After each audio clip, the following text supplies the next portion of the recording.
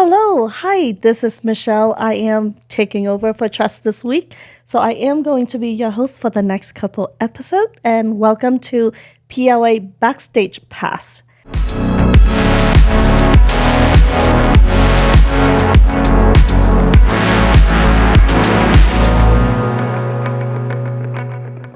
We have with us today Paul from Lashcast, LashCon. I literally have to drag him up here, and it's like, hey, let's do an episode with me. You have to drag me here. I'm like, oh, you want to record? You want to talk? I'll be here. So if you're a Lash artist and you're watching this, you know Paul. Paul needs no introduction. He is probably the only person that have ever built a Lash conference to the size that LashCon is. I don't know a Lash conference that is bigger than the size of LashCon. Not yet, at least. Nah, I don't think so. Yeah, and nobody throw a conference the way that Paul does. But he's in-house today at PLA. Yes. Yeah. Very excited. Let's get the elephant out of the room. Yeah. So Paul, you do LashCon, Lashcast with Tusney, his beautiful wife, and you are now Tat's Director of Business Strategy. Yeah, I don't know who came with that idea.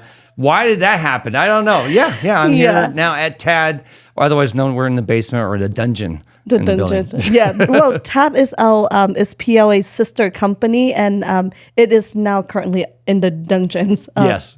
PLA, the garage stage, I would say. Yeah, we're in the bowels of the PLA shadow, right? So it's very exciting. On the same exact square footage, just one floor lower. Yeah. So It sounded like we're in some basement, with a swamp monster behind us. No, it's actually just downstairs. That's all. Yeah. So this is a little bit backward for me. The very first time that I actually do a big podcast was with you and Tuss, when you and Tuss interviewing me. And this is how they did it. They were like, well, do you want a list of questions? Because I could send you a list of questions. Yeah. But I don't want any ordinary answer. I don't want a pretty polished version of answers. And I just want to know what worked, what doesn't work, what your failures and things like that. So I'm doing the same thing. Paul has no idea what I'm asking today. I'm scared. This could be horrible. This would be so embarrassing. My whole life goes up in smoke here. I get fired from TAD tomorrow. No. I think it's so interesting because I talk to Lash artists a lot, and most Lash artists are very artistic, and Lash artists know a lot about, customers, and I mean, they know some about maintaining their customer, growing their business, stuff like that. I very rarely get to talk to people about building a business. Yeah. Right. And I think that's something that Lash artists a lot of times struggle with, myself included as a Lash artist starting out. And the reason why you in business strategy, at TAD was when I have this company and launching it, when I think about who would I have helping me growing this to a monster that I think it could potentially be, your name comes up as the first contender. And I was just like, well, I think Paul. And I've had people say well, that's random. Why Paul? And I said, I don't think I've ever met someone who grow a Lash conference to the size that it is in the same way you and Tuss does it. Mm-hmm. So you see conferences or trade show like IBS or Cosmoprop where it's very big, and it's mostly they have hundreds of distributor or brands, booth brands, stuff like that, and that's what attract people to come to their conference. And I feel like LashCon's very different. Mm-hmm. They come there to all meet and have a community, regardless on the brands that showed up there. Yeah, I would say. I mean, it helps a little bit of, when brands that they love showed up there. But I think people go to LashCon because it's LashCon and the classes and how they feel when they showed up at LashCon. And I remember the first time I showed up at LashCon, I was just like, what the hell is this thing? Yeah. Because you've been to other conferences, so you know. Oh yeah. I've been to tons of conferences and not just trade show, but intimate conferences or bigger size conferences. And I showed up and I'm like, this is a conference on steroid. And I met Tuss, and you for the first couple of times where I was like, oh, they're really nice people, but are they like that nice all the time? We've known each other, what? Over 3 years Three now. years 3.5 now, 3 maybe. years Yeah. now. They are that nice. It's scary. You see us every day. Tuss is like super, super sweet and nice. But I'm just sort of sweet. so Paul's okay. Paul's all right. You Yeah. know? We butt head a lot. I kind of Really? think we butt head a lot. I don't know. I think Caitlin, I seen you and Caitlin at times. Well, everyone would butt head with Caitlin if you know Caitlin. So I want to ask you a series of questions that I don't think I've heard you talked about a lot. That's awesome. So you know, New territory. yeah, kind of a little bit uncomfortable, but I think I think it's. I think The answer is no, but okay. We'll start with that. But okay, keep going. Yeah, I think there's a lot of interesting things that now I work with you day to day that I get to see where I'm like, oh, okay, I didn't realize that Paul does that, or I didn't realize I take a lot of no before my yes, and that's what a lot of people comes to me and say like, hey, Michelle, I ask people, I ask for an opportunity, and I get no all the time. Yeah. And I said, you should come and listen to how many no's that I get. And now that we're building a business together, we're knocking on a lot of doors, we're talking to a lot of people, we get some yes, we get some no's. And the no's doesn't matter how many no's you've had before, it's still hard. Yeah. When you get a no. So I want to talk to Paul about how do we grow business, and I'm hoping this would help with Lash Artist on, if you want to do something beyond, besides, lashing behind the chair, or if you want to find other opportunity to work. And I'm hoping that sharing our story will be encouraging if you want to build a business. Yeah, I mean, that's what we did. That's why we started Lashcast, was the whole idea is like, we have all these lessons we're learning and running our business, and they apply to everyone. It doesn't matter what your situation, what business you're trying to build, whether it's lashes, hair, nails, whatever. There's just concepts and things that we all struggle through. So yeah. Fire away, ready to go. Okay, so to fire it off, something super easy and quick. So my name is Paul. Okay.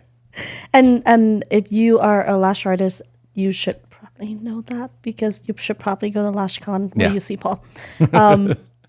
2025 seems to be like a leap of faith year for a lot of people. Yeah.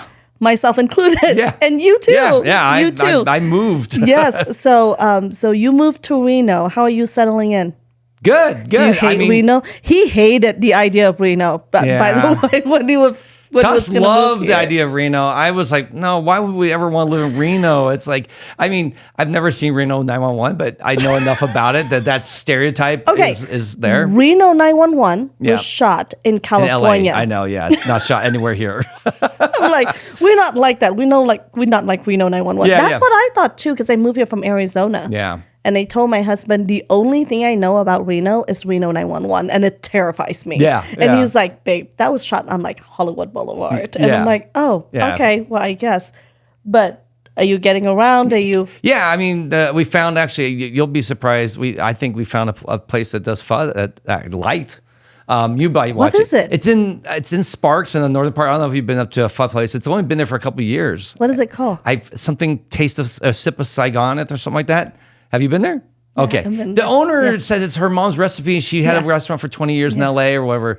But the really weird part is they make killer tiramisu cake. Yeah. Oh wow. Okay. Yeah. They have a big, because they don't make it. It's from a French bakery, they said. Oh, probably. But I think I expected it to be horrible. No, they decent. It was decent. Yeah, I was like, okay, decent. at least I have a place that's 5 minutes from me, because I need my pho, especially in the winter when it's cold. So anyhow, but overall, it's been fun. I love coming here. I feel like we were instantly in family. Like, that was the thing that was literally weird. Moved to a new place, you don't know anyone. Well, we do. We know a whole bunch of people here, and that's been a huge stress, like you say, where you just feel like, oh, we don't know. And also, everyone is actually very friendly.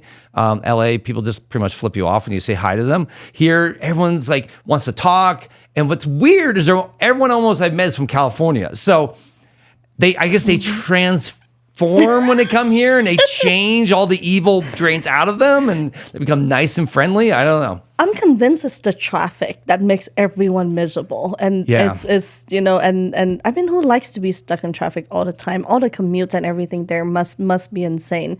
Yeah. So yeah, you're right. Probably like half of Reno now is California. Oh yeah. No, I've yet to meet someone from Reno. Like we always ask, so where are you from? Oh, I'm from LA. I'm from California. Like, no one's born here. Yeah, and a lot of people that were born and raised in Reno kind of got out of Reno. Because it got big. Yeah, it got big and it got expensive. Yeah. So yeah, All right. my husband's from Reno. Oh, okay. Yeah, Well, then born I and know raised. someone from Reno. Okay, Yes, good. that explains why he's a little weird. He could be on Reno 911. You know what? He would fit. Yeah. My husband would fit in Reno 911. We are going to record a podcast with him, and I'm very excited. And I'm a little terrified. Yeah. Because, I don't take my husband to public a lot. Okay. And this is a little bit of a strange question, but I feel like I'm tattletelling a little bit. Yeah.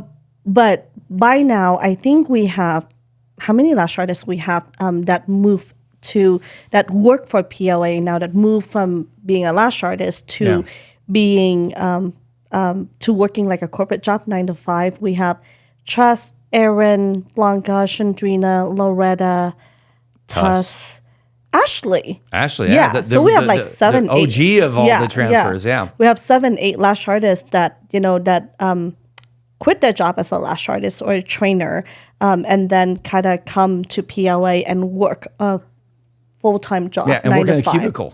And work in cubicles and work Very in different offices, and it's very different. Team, please don't hate me, but this is just an observation that I make. I noticed that not most, but all of them struggle from working for themselves and being their own boss, and be in charge of their own schedules and what they want to do to a corporate life where they work. I mean, yes, everything they do has to do with lashes, right? Like, either they are a trainer or they are doing product development or content creating or branding, all have to do with lashes. Yeah. But I usually say it's more corporate than most people realize that it is. And I realize that, and what I recognize is most people struggle hard, like the first, I say, couple months or so, until they're like, oh, okay, I'm working with a team now, versus I'm making all of the decision by myself. You are a little bit the same, but kind of different. Yeah, because you work for yourself. How's working with a teamed? I mean, it's weird. I mean, I do walk in and I'll go up and say hi to everyone when I first show up, and I realize, no, everyone's busy working, so they don't need me going in and acknowledging they exist. Because that was when I had my salon. I did work in a salon, but it wasn't an office environment. But I would go by every room and say hi to everyone. And here, everyone's just kind of like, I got my work to do. I got to get busy. And so it is a corporate setting. It's no longer just like a free-for-all like salon where it's just everyone's like, hey, it's all, it's a little bit more loose and all that. People here have jobs, we have deadlines, and there's things get done. So, but I've worked in that world before. I've been in that world. So for me, I think it's not been a huge change, and a lot of what I'm doing now is kind of what I was doing before. I'm just calling, I'm talking to people, I'm just trying to think of ways to grow or build relationships, network, all that type of stuff. So I was already kind of doing that anyway. So my shift is just kind of similar, but not too strange. I think the bigger part that's going to be different is when things come up and you go, oh, you should just give that to this person. I'm like, but I do it. And you're like, no, you're not going to be doing that. And I'm like, oh, you're right. I guess I don't. But so that's going to be a little weird because I've always been like my own assistant. In fact, here's something I haven't told people, and I don't do this too much anymore. But there's times where I respond to an email when I was with Lashcast, and I have Ed respond, and Ed was always my assistant. So I always felt like I was being very weird, but I just wanted to like make sure that it wasn't always me, or people always felt they had access to me. And I've changed this. This was years ago. And I came with this idea when I worked in film in the Hollywood world, because everyone was like, you can't just be yourself. You have to have like your posse. You have to have your team. So I would say when I wrote emails, I'd say my assistant would say, Ed, assistant. Even though you wrote the email? I wrote the email, did everything. Oh. And Ed was my assistant. And so I did that a little bit when I was early starting with LashCon, Lashcast, and I always felt weird doing it. But so I'm just always been my own assistant. So I just do everything, make everything.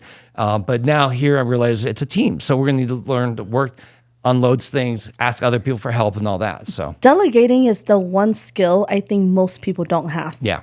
Where people don't kind of just born and say like, hey, I know how to give things to people, especially a lot of lash artists who has like a type A personality, where we like, it's just better and easier and faster if I do it. Yeah. And then it gets to the point of like, well, you can't do everything. I see that with like salon owners, and I see that with lash artists that start to grow and getting in like assistant or teachers and trainer, and they'll be like, well, I would write curriculum, filmed everything, typed up everything, design everything in Canva, and and though they have a team to do it, I suck at delegating. Oh, really? I do. I'm terrible at it, and I think Never thought that. I actually thought you were pretty good at that. it's something that I really try hard to learn. Yeah. And I'm still terrible because I should really hand off a lot of private labeling, manufacturing, ordering, and logistic to my team, because my team are more than capable. I mean, they better at it than I do. It's just because if it happens at 2:00 in the morning, it's faster if I do it. That's something that I noticed from our lash artists, and I'm like, it's supposed to be less stressful going from managing your own business to like working for a company, because you really should only work 9 to 5. And then after that, you should have like good work-life balance. Yeah. And I think out of all of our lash artists, I think Ashley is probably one that she bakes now. Yeah. And she do arts, and she seems to have good work-life balance, which I'm hoping that everyone switching would be able to go to.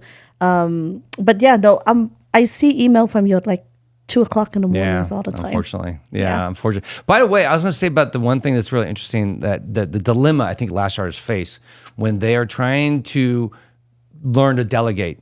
And this is the big problem. Like, let's say you're a lash artist and you're busy and you're growing your business. And now you realize, if I hire an assistant, I'm going to have to take an income hit. Like temporarily, but I'm going to have to take an income hit. And most of them aren't willing to make that sacrifice. They're like, okay, so I'm making right now $80,000, but I need to hire an assistant part-time. That means now I go down to $60,000, and they work maybe 10 hours a week or whatever. And that's a huge sacrifice. But what it is, that is the very thing that's actually stopping them from growing and making up to 100, 120,000. You know what really helps me doing that? I always thought it's faster, better, and easier if I do it. And I've learned this. I take what I make a year, like, because I don't take money out of PLA. I get a salary just like everyone else. But I take what I make a year and I divide it by 40 hours a week. And that becomes my hourly rate. That's what your hourly rate is, And then, so if my hourly rate is $250 an hour, and Someone I'm else going to does it, do logistic, which I can hire someone who do logistic for $25 to $30 an hour. I just lost $220 by doing it myself. Because I have so much other stuff that I could do to really generate the income that I'm paying myself hourly. Does that make sense? So like if I used to have Caitlin Makinich, who is my best friend, who I love to death.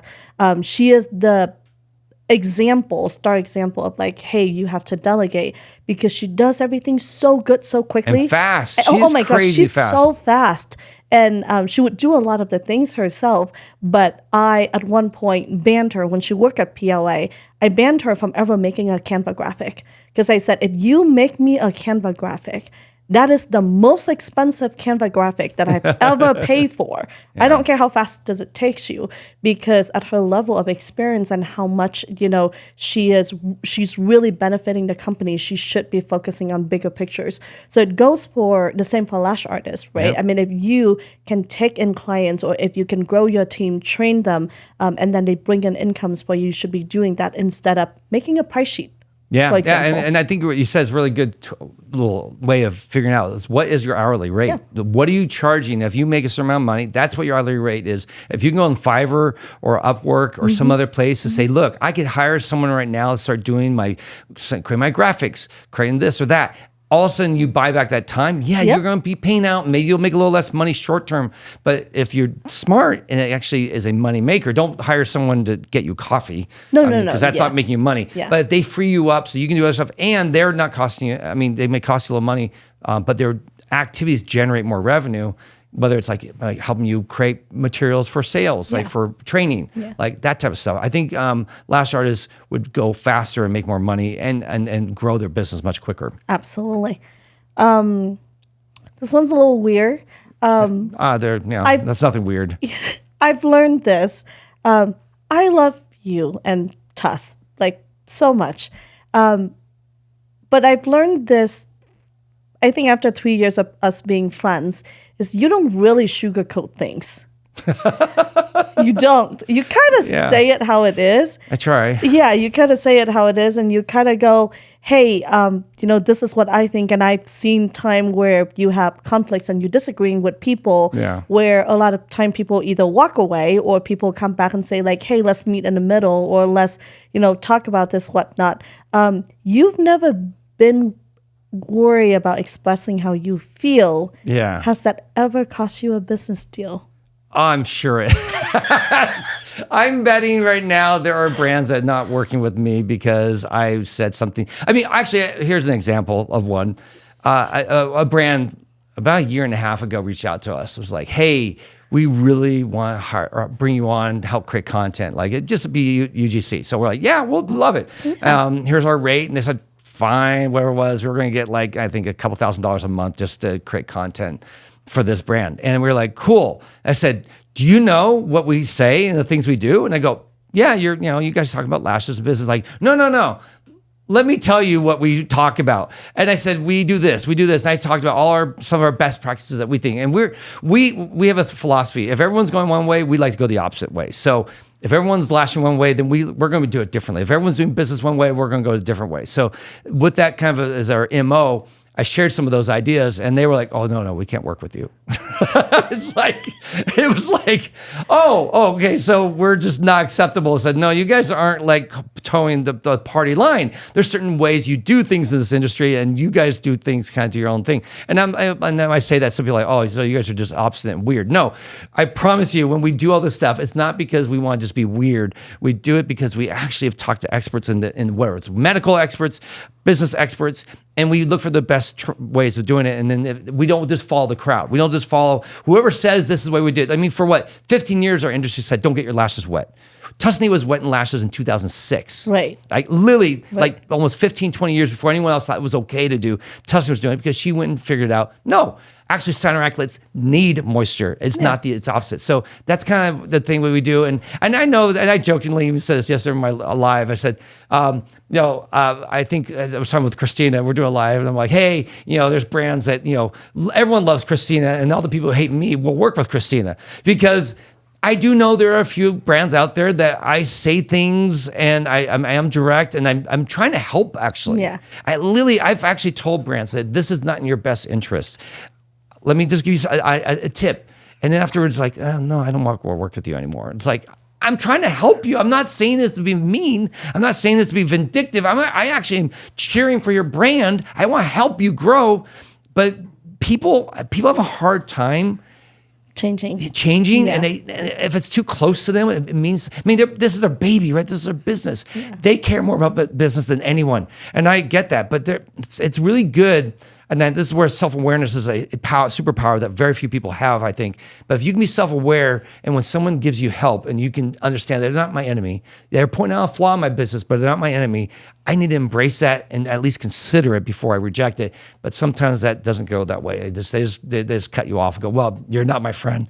I'm like, they say this because I love you, not because I hate you. If I hate you, trust me, I'd let you burn and die and make all the bad decisions in your business as you want because that's what non-friends do. Like, they love to see you fail. Yeah. I don't want to see you fail. So it's weird. It's one of those sad things for me where I think there's people that won't work with me. And I always think it's just a misunderstanding my intentions. Yeah. And I think this, right? When you come in directly, it's very easy to be sugarcoating things, right? Because again, it's not your business that's being affected, and you only share what you see because you care. I learned this line from Tuss that I love. And I feel like I should start using it more because I one time heard Tess said or saw that Tess wrote, "This goes in the vault of I love you," and you know that she loves you, she cares. That's why she points out all the things that could be better and could be different. And I think that's what true friends really are. They are. Right. I mean, there's a proverb, I'm going to butcher it, that says that something about your enemies give you kisses, but your friends give you wounds. Yeah. And the idea behind that is that your friends are willing to do the things that really hurt, that grow you. Yeah. And I have two of my best friends. They hold me accountable. They hold me to high standards. They ask me questions about my marriage, how am I doing with my kids? Because if I'm not doing a good job or they feel like I'm dropping, they're going to let me know. Yeah. I mean, and I think that it's hard. I learned this and this is because I worked with Tuss, and this is me going, I don't want to be mansplaining, but I'll try not to. But she explained in the salon world, women, it's a different dynamic with a bunch of women working together than guys. Guys, you work one way, and I came in a salon and I worked with all these women. I was the only guy there, and I would be very direct, and Tess would say, no, that's not how we do business. You know, when you're growing up, it's cultural. She explains to me, you're learning as a woman, you learn to persuade through other means. You're not always, if you're upset with someone, you'll just go and say, you really pissed me off. I need to talk about this. That's not acceptable. And I kind of was like that in the early days at our salon. And I pissed off a lot of the women in our business because they're like, Paul's this really kind of blunt and has all this man energy and it's really kind of negative and we don't really like it. And I had to learn to be a little bit more gentle, Soft, a little more soft, build them up. Yeah. Don't be and try to point out the good things, not just what was not working, and also lift. It was just a different dynamic than. Yeah. And she said that's it. Guys and women, you work differently. You just have to be more sensitive, a little bit more mindful. So I've tried. I mean, I don't always do a good job of that. I still think I stick my foot in my mouth, and that's something I've done all my life. That's not even when I was like 5. I'd be like, oh, shut up, Paul. You can't say that, and I'd be like, That's like my husband. He always say my husband doesn't mansplain, but he also is not the most sensitive person that you've ever met. You met my husband. Yeah. He always say, he's like, I'm not mean to offend. It's just fact. And I'm like, can you say your fact softer? That would really be helpful. But I think that's why me and Caitlin are such good friends, because she has no problem coming up to me and she's like, I'm telling you this as your friend. Yeah. And I know that I'm about to be offended, but I also know that it comes from such a good place that she's not scared to upset me if she thinks it's gonna help. I have very few friends. My circle of friends are very, very, very small, because I think most people are not willing to tell me. Most of my relationships are like work related, and work related relationship people tend to be more political? Yeah. But political. No, because they're trying to make sure that this helps further their career. Or doesn't hurt my feeling, Yeah. Or they don't possibly care enough to tell me like, hey, Michelle, that's messed up and you shouldn't do that. But Caitlin, she'll walk right up to your face and then she'll tell you, and I'll be like, or sometimes I get really upset. And then when I think about it, I'm like, oh, okay, well, that makes sense. Like it comes from a good place. And I think that's why sometimes we get in a room and like yelled at each other. Yeah. And then we walked out and I'm like, okay. By the way, this is something we taught our team, because this is exactly the type of stuff that would happen where if I went and told someone a problem, it would crush them, right? So we actually came with a code, not a code, almost like a phrase. But we wanted to affirm them when we first met, hey, we're going to have a difficult conversation, but I want you to know that I'm for you. Like, I just remind them, just before I say the horrible thing, this is going to be a difficult conversation. It lets them know, oh, crap, Paul's going to bring something bad to happen. Yeah. Maybe a client's upset. Maybe another team member got offended. We did something wrong. We missed a sales number, whatever it is. But we're going to get through this, and I'm here to help. Yeah. I'm not here to hurt you. And I really want to make sure they knew that, because... And I think when we talk to people, we should be very upfront and very straight with people. It's the best way to grow and get from here to there quickly, because we have to go through all these weird, bizarre, political, be nice, saying whatever. If we all know we're going the same team, we're all trying to get the same destination, then we should be able to cut the chase and do things like that. So that's why for us, we were just like, hey, it's going to be a difficult conversation. That would let them know, okay, but remember, I'm for you. I'm for you. Yeah. Yeah. And so Yeah. that way they don't think I'm just here to smash you down. Because I remember this happened when I was working in one production company I was working, and I was just really trying to help and all that. And my superior came to me and says, "You're trying to take my job." And I'm like, "No, I'm not. I'm just here for the team. I'm trying to help the company grow. If we don't make money, the company shrinks, right? We get cut." And you have no job anyway. Yeah, none of us have a job. You won't have a job. I won't have a job. So, I mean, no, I'm for you. I'm trying to make you look good. Yeah. But in a lot of companies, that's not the way it works. When you get around with the people, there's people trying to undercut, trying to maneuver their way. I mean, Hollywood's totally known for that. Yeah. And so anyhow, I just think being straight, being direct, and within the goal of lifting them up is what I'm hoping to do when I do that. And I think we love you for it. And I think that's why you get to where you are in the lash industry and have the influence that you do, right? Because they know you always speak your mind. And I think that's how you earn the respect that you have now. I try. Okay. There's times when you tell me, though, Paul, I think you woke up today. What was it? I do. You wanted to fight, or whatever was the term you said? You know, sometimes like I look at your Instagram and I'm like, so you woke up and chose violence today, violence, huh? yeah, chose violence today. You woke up and chose violence today. That's the fight that we're gonna pick today. Yeah. But I don't think you do it for attentions. I think you do it because it's something that you strongly disagree with, and something I think you believe is going to be harmful for our industry. Yeah. You know what? I have to say, I talk to a lot of people. I think Paul and Tuss are the rare few that I hear. They would come and they would tell me something that happened, and they're like, "Hey, what do you think about this?" And what they would always say is, "I think this is really harmful for our lash artists in the lash industry." You and Tuss really truly have the heart to protect the lash industry, which is a baby industry, by the way. Like, we have no 20 years one in that the making. really kind of, stand up for us and say like, "Hey, this is not right. Hey, this could be better. This could be different." I know the AOA is trying to do a lot of that, but you and Tuss often say, "I don't think this is great for the lash industry." I think most people are like, "This is not great for my business. This is not great for my customer. This is not great for my brand." But I don't think a lot of people are actually watching out for lash artists. And I think that's why people kind of call you and Tuss like mom and dad. Yeah, at least not grandpa and grandpa. Ma. No. Mom Like, and dad, more I'll like, take that more one. like mom and dad. No, you're right. I mean, our industry, there are no and we don't want gatekeepers. We want people like their job is to go around and tell people, "You're bad, you shouldn't do that." I've thought about doing that. Like, we thought about creating a website. I have some domain names I bought that we could be outing things. I can't wait. Oh yeah. Okay. Yeah, I don't even remember them, but it's like badlashartist.com or something like that. God. So we thought about we have all these domains. I have like over 150 domains I bought, and they're all lash related, with the hopes that one day we could launch other things. And I wanted to do some secret pages that reviewed trainers, reviewed brands that no one would do it. To be anonymous, right? Off. But then I realized there'd be a lot of abuse, so we decided not to do it, because I do want to bring light to things to help people make better decisions and to protect the industry. But at the same time, I don't want the lash police. But if you were around, but back 15 years ago, there were the lash police. So if you went online, you posted something, people would actually come after you and say, "You're a bad lash artist." Like, why? Just because I believe differently than you?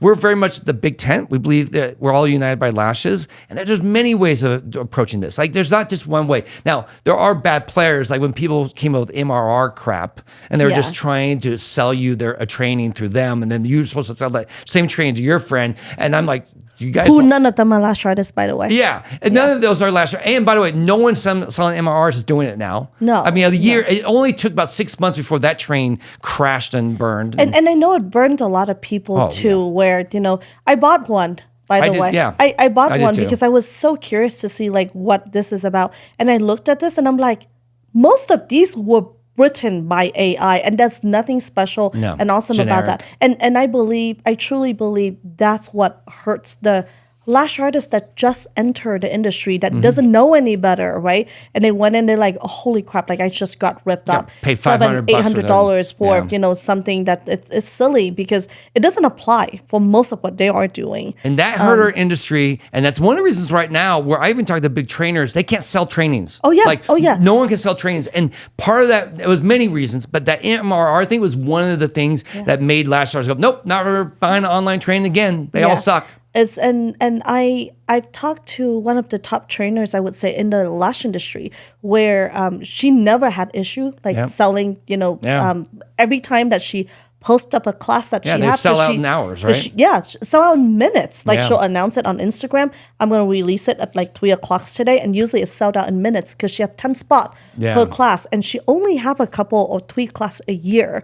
So like I myself waited to take her class, and she said even she can't really sell classes because everyone and their mother who are not really qualified come out and teach the classes because they were told by someone that if they buy this, they can just turn around and teach classes, which is like a whole nother like sinkhole that we'll have to do an episode But that's why when you say protect the industry, that's what we're looking for. We're looking for those type of things that are going on, and we will call those out on our podcast. We recently were debating about calling out something recently. I think we're going to back off.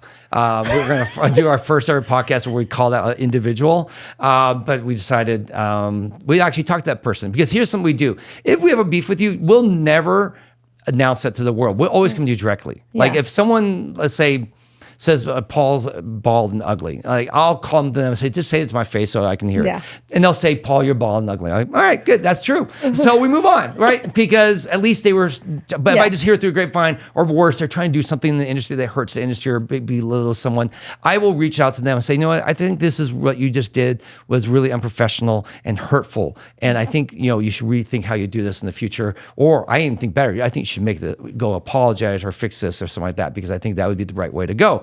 And most times people this is where the enemies come. They go, no, I don't need to apologize for anything. I'm doing what I'm doing, and you're an idiot. And then we move on. But I just think that rather than gossiping and talking about this person to the world, you should go to that person and directly and tell them. So you always talk to them first before anything. Gotcha. Yeah. Okay. Really. I'll talk to Tuss. You got my phone number. So if you ever upset at me, please call me first. I think that's the right way to do it. You go to the person you have the beef with. We like to say you go to the person who can fix the problem. Yeah. You don't go to all your 18 friends on social media and share with them, because they can't solve it. They're not going to be like, well, I'll represent that brand now and fix it for you. They can't. Yeah. So this is how we roll. Do you know what? There was one time this happened, and I think that was the very first time where I was just like, okay, maybe I could grow up a little bit. I can always grow up. But that was the one time where I'm like, Paul actually was here in person. With me. He was here at PLA teaching the master class with me. And there was a brand owner that was very upset at me and messaged our work Instagram. And it was a misunderstanding because they thought that the product that I launched was a copy of something that they already had. And I was just like, oh my God, like I've never talked to this person before. And then they were really upset. And I think it's different because I've never seen anything like what I've made before and, whatnot. And I was like, okay, I'm going to respond to them. And if I respond to them through Instagram, it's going to be a bunch of back and forth, this, that. So I'm sitting here freaking out because I freak out a lot. and Paul would just be like, I have the person's phone number. Why don't you just call them? And I'm like, I can't call them. I'm just not confrontational. And then he was just like, no, don't text them. Don't go back and forth on Instagram. Just call them. So then Paul gave me the phone number, and then I'm like, huh? And then I called the person, and they didn't pick up. So then I text the person, and then they're like, hey, let's jump on a call. We jumped on a call, and our problem was solved in 3 minutes. Yeah. And that could have gotten so ugly because I was scared, but also partially offended. Because the person was going kind of aggressive. Yeah. And most of the time when people come at you aggressively, you kind of respond. You respond back to the same badly, energy. Yeah. And then that was one of the time Paul's like, Michelle, just call them and just tell them. And then I was just like, okay. Scary. Yeah, no, it's scary. It's scary. It doesn't matter the size of your business or whatnot. When you feel like someone is coming for you, your first initial reaction is always like no, like to fight back. And then I realized like, hey, no, I could just talk to them. And it was so nice and it was great. And, now we work colleagues and we talk often. And all of that could have gone so ugly. I think if you weren't there. Yeah, I think number one for me, we learned this in our salon, is I never text. Texting's the only purpose for texting is confirming dates, times, and locations and things like that. That's it. Everything else from, hey, good job, or maybe a good job, like, hey, good job, really love what you're doing. But if I ever had any criticism or any constructive help to say, hey, maybe not this, I would just say, maybe say, hey, we need to talk, which is a little scary to get those texts too. Yeah. But at least lets them know we're going to talk, and then you do the real conversation in person or over the phone. We tried too many. We did this once. I learned. Here's how I learned my bad texting lesson. There was one of our team members, and there was a problem. So I texted her and I said, hey, there's a problem. She said, oh, really? She responded back, and I'm like, oh, and I'm not really mad. I'm just kind of doing, well, hey, and I respond back. Then she goes, I guess I need to get my lawyer and you can talk to him. And I'm like, holy crap, how did we go from, I have a little problem, we need to fix something to it, like, you better talk to my lawyer. And I'm like, wait a minute. So I realized texting, people don't hear your tone. Texting sucks. Texting is terrible. And now we Slack, like we use Slack as a main form of communications at PLA. And sometimes I'm like, I would Slack people. I'm like, hey, can you swing by my office to talk to you? Or, hey, like, I need to talk to you. And that seems so scary. But if I typed out everything that I say, I don't want my tone to come across as, because emojis can't always save every text. And I don't use emoji as much as I should be. Tress is really good at that. Show text and show, like, put in a bunch of emoji. And I don't, because I'm always usually in a rush. So I type like 3 sentences and they're like, are you upset at me? I'm like, no. I'm just being brief. Yeah, so now I talk to people more in person because it's just better. That's why I do voice messages now. You know me, I do this a lot. Like I get like a 5 minutes voice message from you get longer ones. But I'm saying that, like, in Instagram, when people message me, rather than typing it out, and I know this is probably pain because people are like, oh crap, now I have to listen. I can just quickly read it. It saves me time, but also lets my tone get put into the conversation. So if someone has a question or a problem, or they're conflicted about something, I definitely will, if I can't reach them, I will definitely leave a voice message saying, hey, Jen, I saw that you're upset about this policy or this, we missed the mark on this, but don't worry, we're going to take care of you, whatever. I just want to emphasize with my tone that I care. That's so important to This new thing, you guys notice, like, on email, like, now you can write an email or like you can write text messages, and then your phone will prompt you and say, like, this is the pretty AI version of it. Do you want to send this instead? I hate those. Yeah. So much. I can always tell when someone write an emails to me using AI. Yeah. It is so not personable. And I'm like, dude, you pretend I don't know you. Or, like, dude, you pretend like I don't know how you sound, you know? And my AI computer version, Google version, always like, Michelle, are you sure you want to send that? This is a polished version of this. Do you want to send this? I'm like, these people know how I sound. I they will know. Yeah. That's not written by me, you know? So I always thought that's unpolished is better. Yeah, especially it's more personable. It's more personal. I mean, that's why social media does so well. I mean, we've gone through polished stages, but people really like the raw. That's why TikTok's so big. It's just raw. It's just what it is. You're just yourself. You're not this beautiful, perfect version of you that no one really buys into. And it's unattainable and it's unattractive. Yeah. It's tough to be me. It's like I'm unattainable. So you and Tess are mom and dad of the Lash industry. Yeah. When I first met Paul said this to me, and it always sort of sit with me, where he's like, well, me and Tess are Switzerland of the lash industry. Like, we can't take side. We love all the brands. They come support LashCon, and then I try to support them, and give them advice, things like that, to help them grow through hard time if they need to, things like that. So are lash brands like children, and do you have favorite? No, I mean, I would be lying. It's kind of like you saying, like, you have your favorite kid. No, I don't have I can't say that. But I do have brands that I am much more have affinity for. Absolutely. Not because I want to, it's just because they're more friendly to us. Like it's like you have values aligned. Like we have, like me and Jamie get along great. And like I connected with Jamie early, and it was just easy to talk to him. A lot of fun.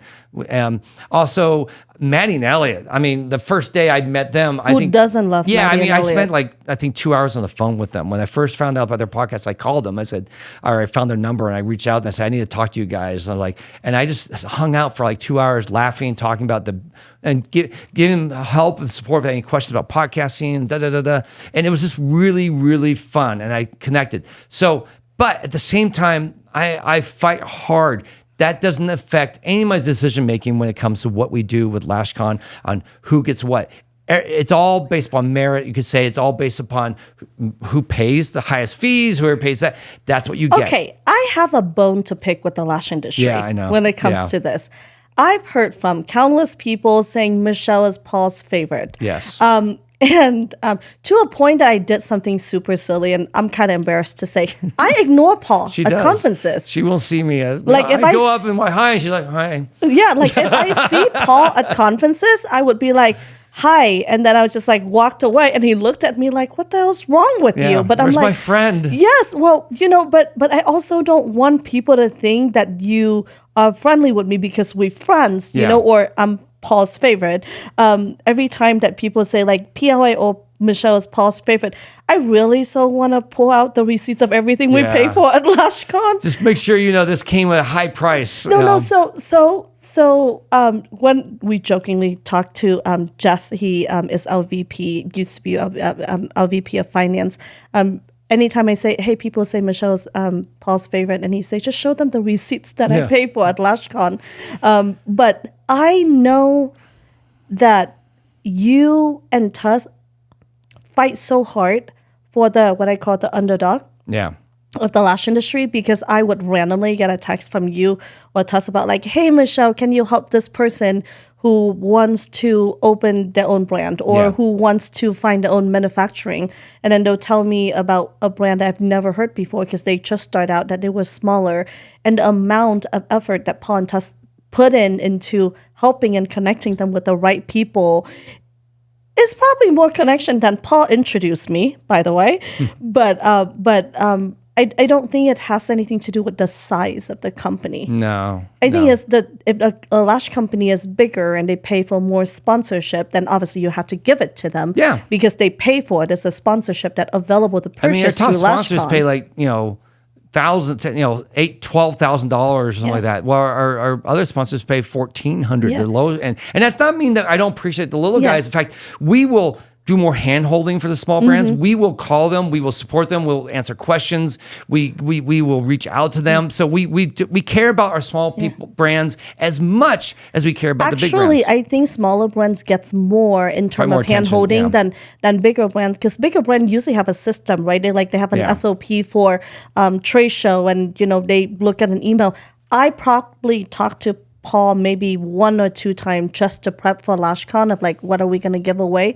Other than that, everything else is handled through Bo, like our team, where, we get the same slotting docs and all of the things. So the lash industry, if you think I get more because we're friends, I don't, unfortunately. In some ways, I have to be harder on the brands that really be, because I do feel like that people have told me that LashCon is the PLA conference. I've heard that said. And I said, it's not the PLA conference because we went there. It's because they wanted to have the biggest presence, and they paid for that presence. Yeah. And then I think this year you guys are taking a little bit lesser role in some ways as far as not sponsoring as many big things and all that, because we want us. And by the way, Lash Apothecary is this year's big new entry into. They are going to be everywhere this year at LashCon, because guess what? They're paying a lot to be there, and that doesn't mean that all of a sudden I like Lash Apothecary before. Pick on them instead. Yeah, they're paying for it, and so we're going to celebrate them. We're thankful for them because it means a lot. I'm excited that their brand, I feel like, has really grown, because they're the first one of the first companies in the UV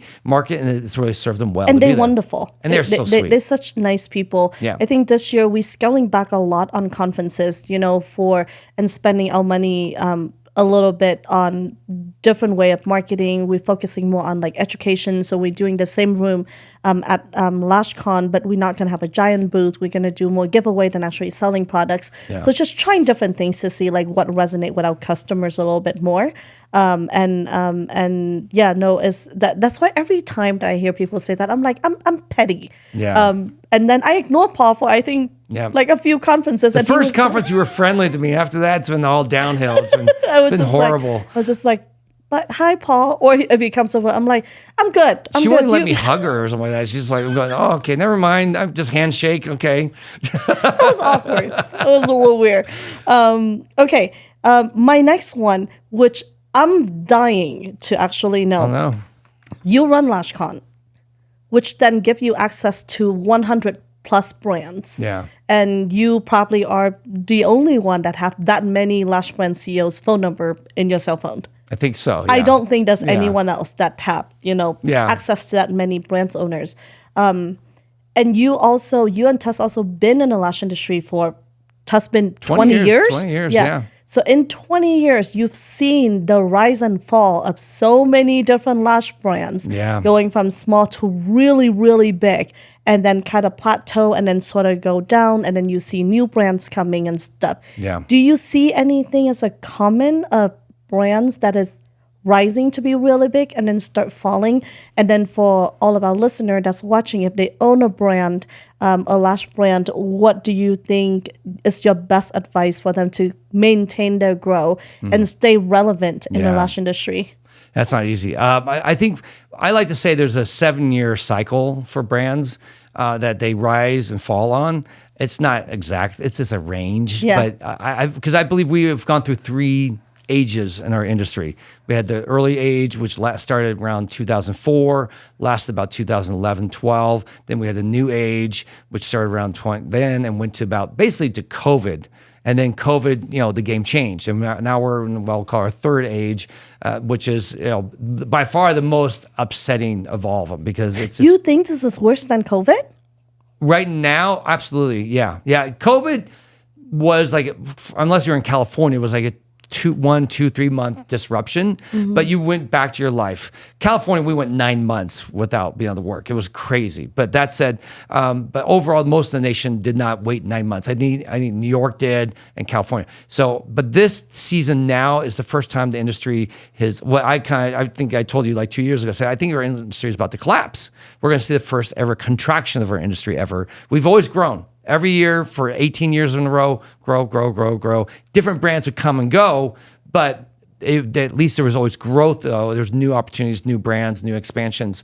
And I think a lot of these brands, the older brands, they grew crazy, they shrank, but then they kind of found they kind of flatlined after a while. They didn't shrink down to nothing, but they went up and then they went, and then they kind of had this, like, let's say they were a $10 million company, but then they sold in, now they're a $5 million company, and they stayed at that. That's what they just kind of stayed, maintained it. And then a new brand would pop up and they become the next new $10 million company. And then, but this round, it's been different because I feel like a lot of those companies actually almost collapsed. Like they went from 5, 10, 15 million. Now they're $1, $2, $3 million companies. And that's hard to adjust to because you have all these people, you have warehouses, all this stuff, and your costs went really up. And all of a sudden your bottom line, you can't cut enough of your bottom line to make it, not be red. So it's tough. And so we've seen 3 waves. And as far as avoiding this and being like, how do I stay relevant is what I think all the brands previously didn't do is they didn't adapt. So for instance, I'll go back to the first wave. And this is not knocking any brands, but we went back, you go back to Nova and you go back to Extreme and Lash. Those were the 3 big brands back in the early beginning days. And these 3 brands didn't really use Instagram or social media as it came up. Because at that time, it didn't really exist. No, 2004, right? 2005, you had Facebook, I think, Right. was to start. But Instagram wasn't around. MySpace. And MySpace was actually the big dog to bet on, right? So these brands really, and also they had a model. The model was this: if you want to buy their products, you have to take their training. It kind of a little. I did remember that. Yeah, so that was the way it was, and everyone had to do that. And so you're like, okay, that really made it tough to get. It made you brand loyal, right? So everyone was locked into their brands. You were a Nova girl, you were an Extreme girl, you were. Not as many people. Lavish girl. That's where Tuss started. She started with Lavish. She was a trainer for them, actually. So you got in those brands, you start buying their product, and then people like Sugar Lash show up and Borboleta show up. And guess what they do? They know social media. They do free education. And they do, right? not only that, you don't have to buy their training to buy their products. Yeah. And immediately everyone goes and starts buying Sugar Lash because it looks really cool. Borboleta is really pretty looking. Yeah. It has butterflies. The colors are nice. And so Borboleta and Sugar Lash become the new big beacons of light in the industry because they pivoted, they changed how the game was played. And that's what will continue to happen for brands who lock in and say, this is my model and I will stay with this model till I die. You will die and your business will shrink. And that's just going to be the way it goes. You know what? And come from a brand owning perspective, that's very hard to do. Yeah. I feel like I'm being whiplashed like every couple of years or so Yeah. because this is the new thing, right? When PLA came in, we had to do Instagram and Facebook group. And then now Facebook group is sort of kind of steady and sort of slow down a little bit. And then there's TikTok.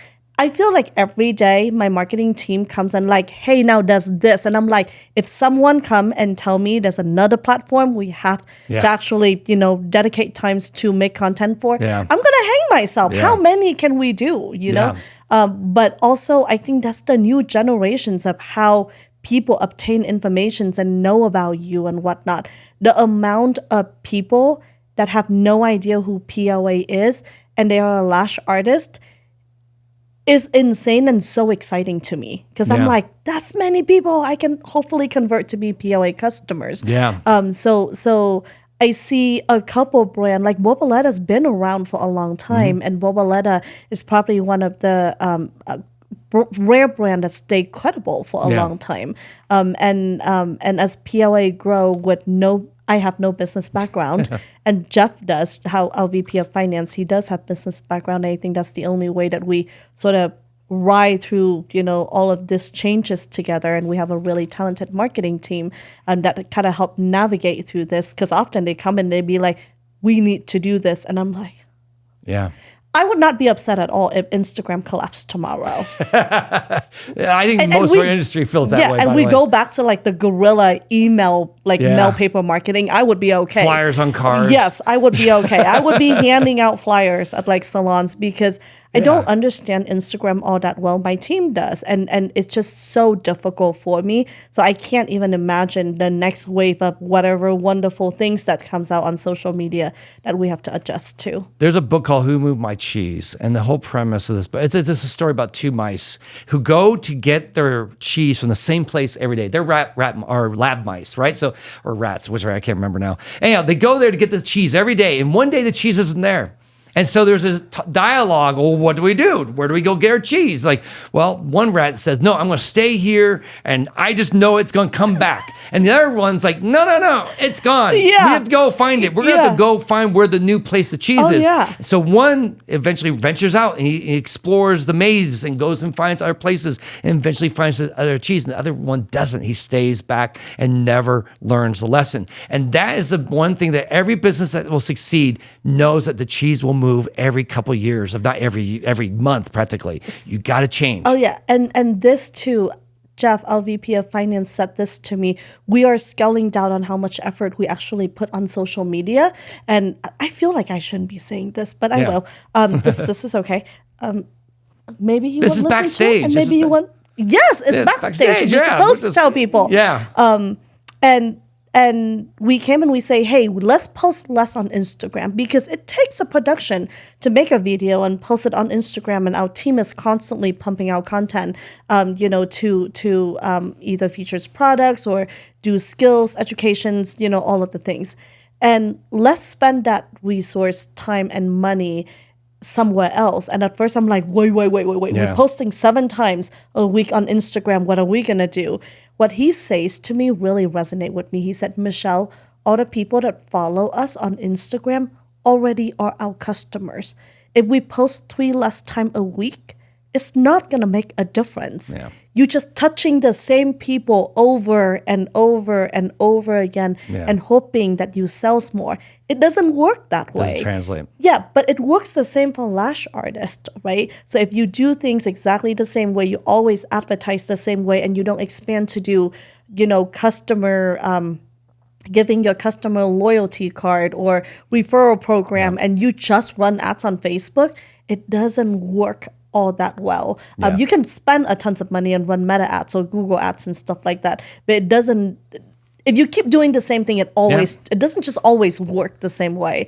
So we try a different way of getting new customers, for PLA, and it's hard. It's hard because we don't like change. Everyone I know who runs a business wants to be able to build it, set it, and forget it. That's their dream. I never want to deal with this again. I'm going to work really hard for a few years, build it, and then I will never work again. It doesn't work that way. It's like, I worked so hard to learn this. What do you mean I have to change? But I think change is inevitable. Like you have to change. It's actually how your brain grows by when you get older is being uncomfortable. Your brain, actually, I don't know the science. Tusk could tell you all this stuff, but she's looked into it. But there is science behind it. It says when you are uncomfortable, that's actually best for you as you get older to help keep your brain stimulated, keep it growing. Because, at my age, I'm losing brain cells every day. So you do everything you can to slow that process down. And being uncomfortable is it. That's why we don't like it as humans. We gravitate, we run away from pain and we run away from difficult things. We run away from being uncomfortable.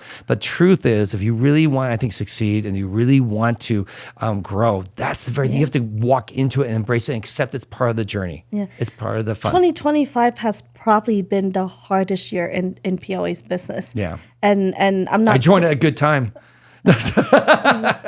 Like we had a really great, just kidding. Yeah. No, because I had to learn so many new things that was very uncomfortable for me. Yeah. We've had to make very hard business decisions. I have never hired an outsider group to audit my company before prior to 2025. No, I didn't know that. Early 2025, I hire a outsider company to audit our company, and not just auditing in terms of sales or inventory, things like that. Like really audit to see how our company does as a whole. How healthy it is. How healthy it is. How what is working and what is not working. And I found a bunch of stuff that I'm like. So like we make some changes. We made a very significant change in our company, and it affect It affects employees. It affects a person lost their job. And I don't really come out and say this because I think we let an employee go, which is always a very, very, very difficult, painful thing for me because it's the worst part of a job being a boss. I hate letting people go. I take things very personal when I have to let someone go because I partially feel like I failed them because I hired them to do a job and somehow we ended up here to a point that I have to let them go. In this situations, it's because I hire someone who for a very specific job that nobody in PLA knows how to do. Does that make sense? Yeah. So besides the person, there's no one else could be able to tell if the person's doing a good job or is not doing a good job. Yeah. And I just trust that the person does a good job because the person works really, really hard, And then I start seeing decline in certain things in our business where I'm like, I don't understand. Like, this is really weird. So after the audit, I came back and realized that all of the hard work that I put into a certain aspect of my business for the past 5 years prior to the person came was gone. Was gone and being reversed. And I panicked because I'm like, holy shit, like this cannot be a thing. The hardest part though is because I didn't have the knowledge in that area to actually come and say, you're not doing your job or what you're doing is not working and we have to try something else. I trust the person's expertise because they are the expert, right? Yeah. This now has happened to me twice. The first time it happened to me because I had the wrong accountant and that cost me millions of dollars. I've talked about this on a podcast. I think it cost me roughly $3 million for having the wrong accountant. And I paid the IRS more than I ever should have to pay for. And that was very, very painful. The second one, we estimating the damage probably roughly that, if not more. And it's not because the person doesn't do that job. It's because I also didn't know if that was working or not. You know, just because someone showed up 9 to 5 doesn't mean that they're doing their job well. Yeah. And if me as an owner who doesn't know that they're doing their job well, it's partially my fault. That's why, that's why we see some of the changes that we have in PLA. And that was very, very difficult for me to digest because I was like, I don't really feel like that was their fault because they worked so hard. But also, I was too hands off because I thought it was working. Yeah. Until someone else outside the company tell me like, holy, the person who audited that portion of our company literally told me, Michelle, I can tell you most of the thing that was wrong with your business or was not growing or declining in your business is contributing to this. Wow. Isn't that That's crazy? But it's very painful to hear it from someone else who has absolutely nothing to gain Yeah. From the experience. Like, they don't gain anything if someone loses their job or someone, that's just their job, is to audit and tell you facts. So if you're a business owner, that's probably something you should look into. It's so painful to sit through. I think I cried. I went home and I cried. Because I was like... You mean you didn't like, celebrate and pop champagne and firing someone today? It's not just that. I was so angry at myself.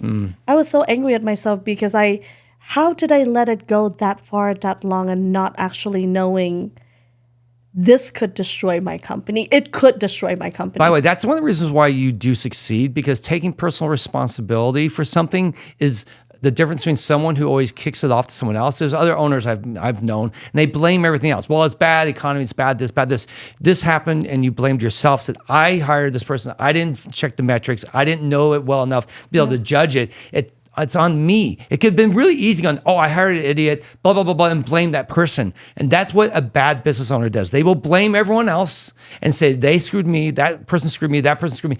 The good business owner will go, I messed up. When I always realized when I hired someone, it was my fault if they didn't work out, because I tried to put a round peg in a square hole usually, or I dismissed red flags, or in your case, it sounds like you didn't fully understand what their job needed to be done anyways, which means as the person hiring you, then you need to put in some guide rails to help you know, well, I need to know if they're doing their job right. So if I don't understand the job, then I need to find ways to understand it so that I can judge it. It was such a hard lesson for like trust but verified. Yeah. Kind of thing. And there's many ways that you can verify what's wrong with your business. Versus, again, everyone could come in and say, 2025 was hard, 2024 was hard, every business is declining. But I don't want to decline, then how do I climb out of that hole, right? Yeah. That was probably the most painful thing for me in 2025, where I was just like, and we're only 4 months in, by the way. You got a long way to go. Oh, God. You know what? Anyone that say 2025 is like my year could just go pound sand, because I think 2025 is going to be a year of surviving for a lot of people. With the tariff craziness, it just made all of a sudden all the little more difficult to get through. I think it's doable. I really think it is. I just think it's going to take some... I think tenacity is going to be rewarded. Those who have grit, those who are willing to hang in there, because there will be losers. There will be people who back out. So if you're there, man, just hang in there. The competition is going to become less. A year from now, there's going to be less people fighting for your same pie. Yeah. If you could survive 2025, there will be way less competitor in 2026. I can tell you that. 2026 is actually the first time. Like last year, I didn't think 25 was going to be a bounce back year. I'm like, I feel like 25 is going to be the same kind of tough year, maybe even worse. I think my first year where I feel a little hopeful, like, oh, no. 26, I think we will come out of it, and we will see an uptick on things. Like we'll see growth in the industry. And a lot of that growth might just come because there'll be people dropping out. Yeah. And there'll be new people looking for clients, customers, and all that. So we'll see. I mean, I don't want that, by the way. If anyone listening to that, Paul just down, just wants PLA to win. No, I want our whole industry to win. Yeah. And I don't want to see a bad year. I see trends. I see where things are going. And I just, like I sometimes do, I call it the way it is. So. Yeah. So this is just because I'm nosy as hell. Oh, good. Poke away. You friends with almost every Lash brand owner. I try. Yeah. Do you ever have to play referee? No, what's funny? Because he's on a podcast, so I asked him and he has to answer. Normally, I don't think he'll answer these. No. I mean, I don't ever... Actually, no, I think now I think about it, there have been a couple of times where I've... one brand went to launch something, and another brand wanted to launch the same thing about the same time. And I had them on my podcast to launch it. And they thought I had contacted the other brand and told them what their plans were to launch it. Yeah. That was really heartbreaking. There was no refereeing in the sense where I had to get them both together and say, hey guys, you guys both, because I believe that brilliant ideas pop up everywhere. Like, just because you have a brilliant idea doesn't mean no one else thought of it. We had a movie once. It was, if you ever saw the movie called The Rock, it has Sean Connery in it, Ed Harris. It's an action film. The company I worked at the time, we had the exact same film based in New York, in Hudson Bay, with a group of people, ex-military, that were going to hold the city of New York hostage with a bomb. It was the same storyline as The Rock. And we just felt like, wait a minute, they stole from us. Like, no, they didn't steal from us. Great ideas can happen at the same time. Do you want to hear something super insane that happened at PLA last week? What? So about a month ago, Trust and Aaron came to me with an idea of like, oh my God, this would be so cool if we make this item. Yeah. And I said, oh yeah, I love it. Actually, that's just, I think we talked about on the very first podcast that me and Trust did. Hey, we have this idea, we're gonna make this great item. I can't tell you what it is yet. So, we start going into sketching up, 3D printing them, the models, whatnot. We got like 2 rounds of rendition, all of this stuff. Then a ambassador of PLA got a call schedule with me about something, content creating about working with PLA, and she pitched me something that's almost the same. Yeah. Like it's the same items with the same functionality. It just looks a little bit different, where I have to like, hey, did you talk to Trust about your idea yet? Because I know they're friends. And she's like, yeah, I talked to Trust, and Trust said that you guys working on something like similar. I'm like, okay, well, I just don't want, I never want people to think that I rip you up. But Erin, on the same week, came to me because one of her Instagram friend also came and say, hey, I have this great idea, and now you do product development at PLA. Do you think we could make this? And I'm like, So it's we have to be very careful on how, like, when we hear an idea, and I learned it the hard way, that if we're working on something like that, we like, hey, pause, don't tell me anymore, because I'm letting you know I'm working on something that's so similar to it. So I don't want to hear more of your idea. Not that I don't think it's wonderful. I don't want it to be uncomfortable afterward. Yeah. No. I never believe ideas are cheap. I like to say ideas are cheap. Everyone has an idea, and 1,000 people may have the same idea. So don't fall too in love with the ideas. Execution is where everything happens. So, and by the way, you may come with the idea, someone else might do, but the one who executes is the one who's going to win. So you got to get to that first. So that's always key, execution. But back to the whole thing.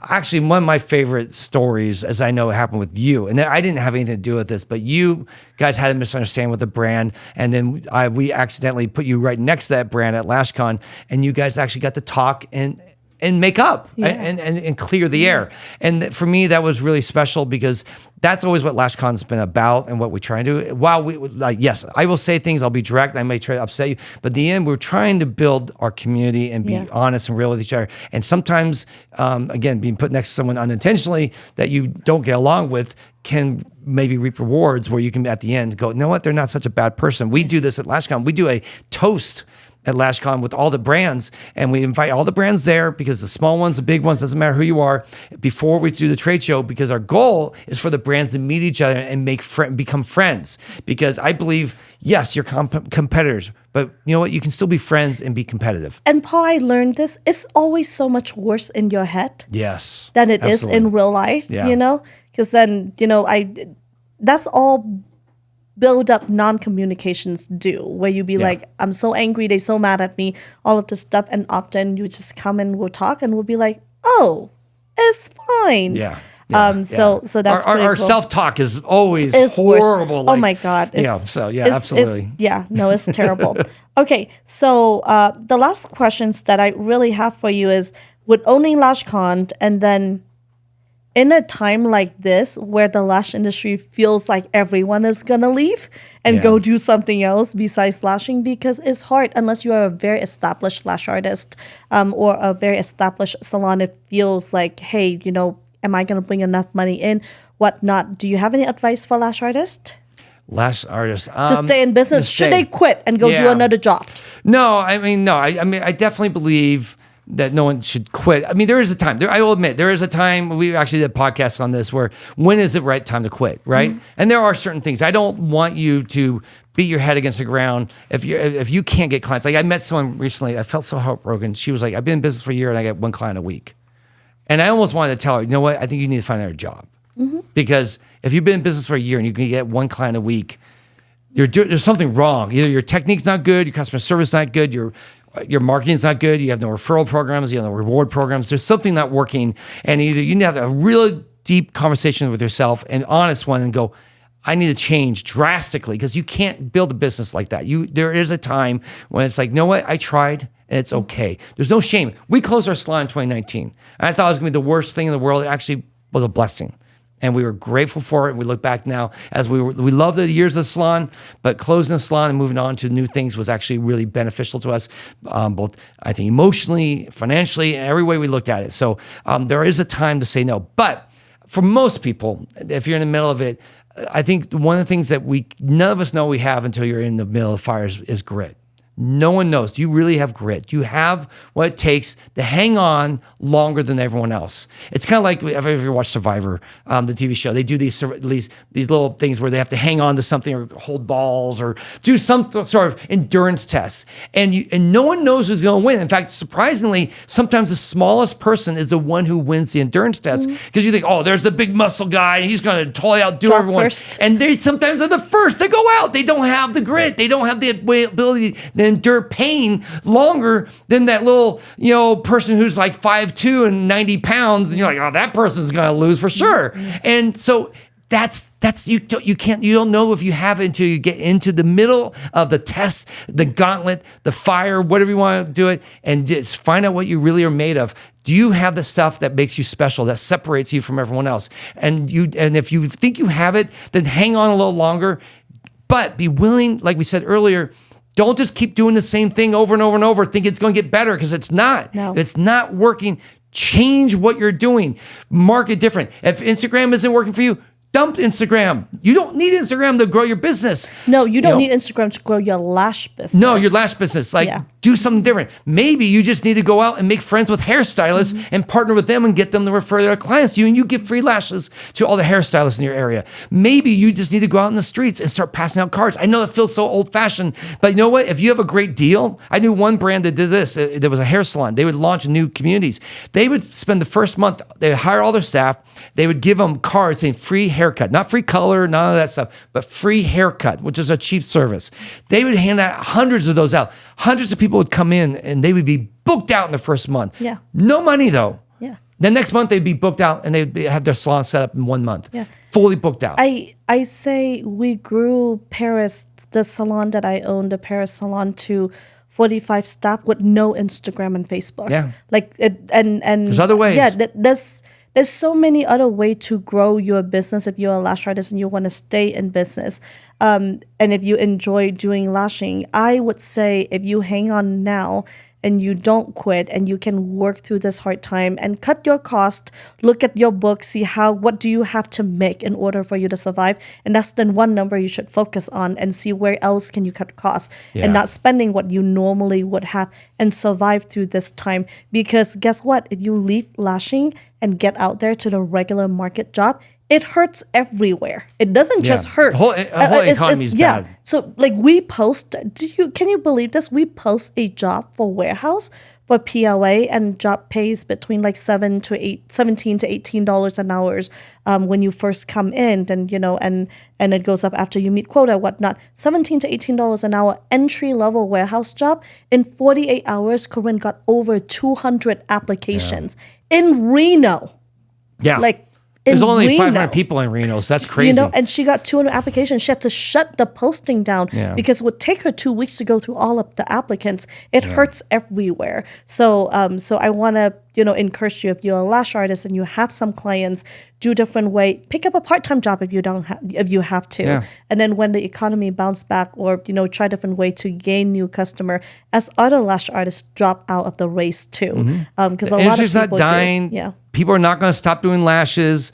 They still love the service. They love the details, the way they wear, how long they last. All that stuff is never. It's like saying haircuts are going to go away. No, haircuts are here to stay. Lashes are here to stay. The thing is about how much can you change. If you are and here's a way to evaluate. Just look at what you're doing.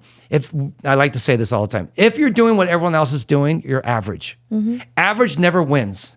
Average is average. No one wins with average.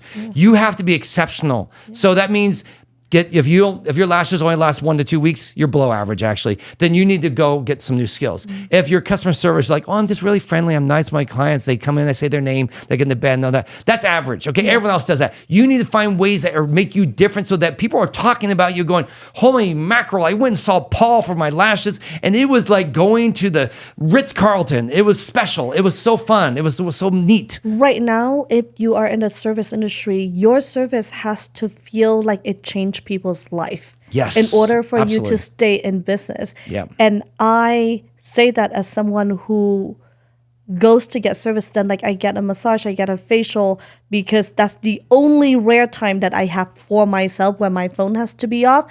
And if I get a mediocre service, I will leave that person because There's I plenty don't of have, options. yes, right? I don't want to spend the time, the money I don't have the time to Yeah. go get a sucky 1.5 hour massage. That's not a thing, right? Not counting the money that you're going to spend. So if you are doing average service at this time in this economy where people are fighting over customers, it's not going to work. They have to literally feel like, I look forward to see Amanda in 3 weeks. She makes my life so much easier and I enjoy going there. You have to go above and beyond, what you are doing. Same as Lash brands. I mean, we're working so much harder. You have to work harder so than much ever. harder Absolutely. to get, the same customer or less than the amount of customer that we usually get. New customer that comes every month. So grind stays in there, hang in there, and you get there, and 2025 can't go through fast No, enough. and it will get better. It's not going to stay this way. It's like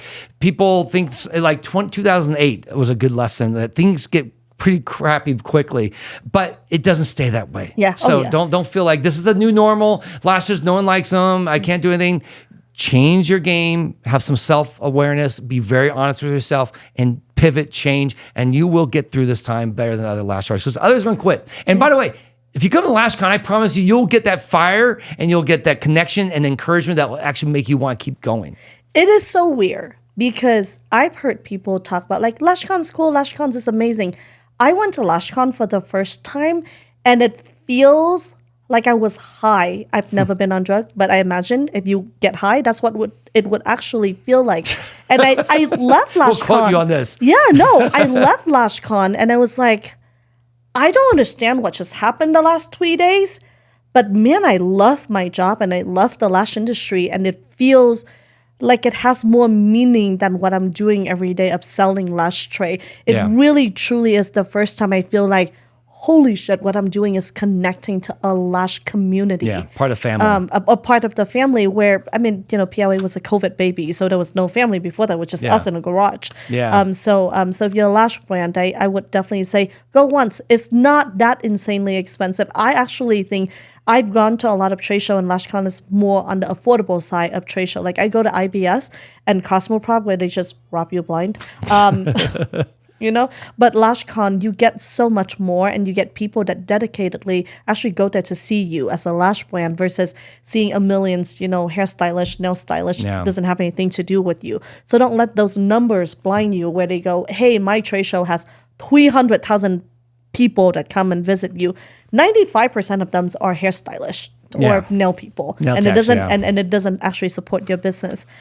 So I cannot wait for LashCon this year. Yeah, I mean, I was gonna say, if you're feeling burnout, and then usually burnout comes when you're just doing the same thing over and over and over and over, and you have nothing changed, no excitement. LashCon is the drug you need that get you out of that burnout. Like it's just like a boost. Like you come back, like you said, you loved what you did. Yeah. You will love your job so much more after LashCon because it's going to invigorate, it's going to challenge you, it's going to lift you up, it's going to empower you in so many ways that when you come back, you're going to be ready to do so many new things and work so much harder. It's going to be great. And it's weird because lashing is very lonely. Yeah. It can feel very lonely because you're in your room with your murder podcast, and customers, and you just kind of sit there and just Same sort of thing every lashing day, your life away. And then you will be like, this is, it feels very lonely. And then you go to LashCon and you meet another 1,000 lonely people that do the same thing that you do. And then you get together and you share your stories and, your growth, and you learn so many new things. If tomorrow Jeff comes and tell me we have to cut our budget and only go to one trade show a year, I go to LashCon. Oh. And I'm not saying that because of Paul, because if it doesn't, we friends, but if it doesn't convert, it doesn't make sense for a business to do that. And I have to put the business first, right? Like if I go to LashCon, I'm like, I get nothing out of LashCon, I wouldn't go. Yeah. I'll take you off to dinner instead. We stay friends. But yeah. Okay. Cool. Well, thank you. This wasn't too painful. It wasn't as painful? No, and nothing you didn't You know, get. he didn't tell me any names. He didn't really, I know. I do protect the innocent. The names, those names. I mean, there were a bunch of times like I can mention. No, I shouldn't mention that. Like this is not. That's what. One day, Allie, Allie, like we've talked about doing this. Like we used to do like Allie, who called PLA the Walmart of the lash industry. Yeah. We've thought about, and I thought about why don't we do a podcast where we disguise our voices. And we just like, hey, this is Paul. It won't be Paul. I'll be Mike or whatever. And we just talk about all the crap in our industry and just be really open and honest about it, but hide our identities. I love Allie because she's never afraid to tell it as it is. No, she's not. And I've gotten to talk to her like a couple of times in conferences, and she's so sweet, and she's a heart of gold. She's so Absolutely. sweet. She's so nice, and she's a straight shooter. And she's a very straight shooter, and I think that's what makes good friends. That's right? why I love Allie. Yeah. I mean, Allie was one of our first people that we really connect in our industry because I'm like, girl, you're everything our industry needs. We need more people like you who just I'll tell people the real thing. Like she's not here to be a mean girl and just put people down. But when someone's mean or hurting others, she's like a fighter. She's going to stand up for that person. No, she had people's back if she see things are wrong. I've seen her do that with her friends. Yep. I have seen her do that with her business, her mom's business, and I have so much respect for Allie. The only bone I have to pick with Allie was in one of her podcasts. She called PLA the Walmart of the lash industry, and I'm like, Allie, you couldn't do Target. Like you can do Target, like you have to do Walmart. The Walmart. Come on, aim a little higher. No, but Walmart has everything. At least you're Ross. Yeah, that's why I draw the line, Allie. No Ross. Okay. Yeah, Ross. That's the way too low. But yeah, no, I love Allie, and I think she's awesome and very refreshing for the lash industry too. It's the best thing in there. I love her. Yeah, she's awesome. Okay. Well, anyhow, thank you for inviting me on. I didn't know until yesterday that I was going to be here. This is really cool. I haven't podcasted like a month. I'm feeling like a drug addict. I haven't had a chance to do my thing. So thanks for helping me get my fix. Thank you for being here, and I can't wait to see all the amazing things you're gonna do with Tap. So I can too. I'm excited every day. It's like a whole new thing. It's like talking about being uncomfortable. I'm uncomfortable once again. So it's been a lot of learning. So we can be uncomfortable together. It's the year of. So. It is. Okay. Embrace one word. You know how sometimes people take a word, you're supposed to embrace it for the year and say, that's what my theme is. Uncomfortable is my word for this year. I just decided be uncomfortable. It's all good. That should be on a sticker somewhere. Yeah.